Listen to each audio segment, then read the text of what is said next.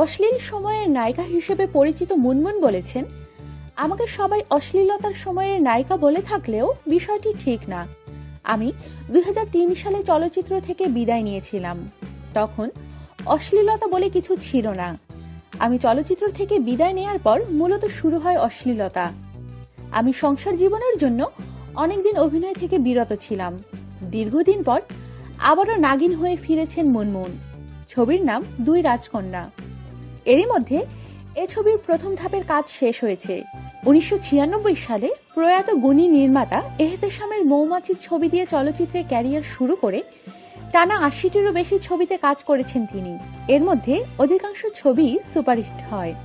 নিজের অভিনীত অন্যান্য ছবির পাশাপাশি সাপ নিয়ে নির্মিত কিছু ছবিতে অভিনয় করে বেশ আলোচিত হয়েছিলেন এই অভিনেত্রী।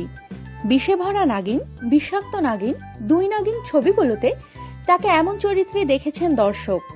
মুনমুন বলেন, বিরতি কাটিয়ে 3টি ছবিতে কাজ করছি। এর মধ্যে দুই রাজকন্যা ছবিতে একজন নাগিনের চরিত্রে অভিনয় করছি, যে নাগিনটি রাজকন্যারা বিপদে পড়লেই উদ্ধার করবে এবং তাদের আশ্রয় দেবে। ভিন্ন কিছু চরিত্রে কাজ করার চেষ্টা করছি। এ ছবি ছাড়াও ড্যানি সিডাকের কাঁসার থালায় রূপালী চাঁদ, দেলোয়ার জাহান ঝন্টুর 52 থেকে 71 ছবিতে কাজ করেছেন মুনমুন। এছাড়া তাজু কামরুলের নতুন একটি ছবিতে খলনায়িকা রূপে দেখা যাবে তাকে। উল্লেখ্য, মুনমুন অভিনীত সর্বশেষ মুক্তিপ্রাপ্ত ছবি ছিল কুমারী মা। 2014 সালে ছবিটি মুক্তি পায়। আমাদের সাথেই থাকুন আর সাবস্ক্রাইব করুন।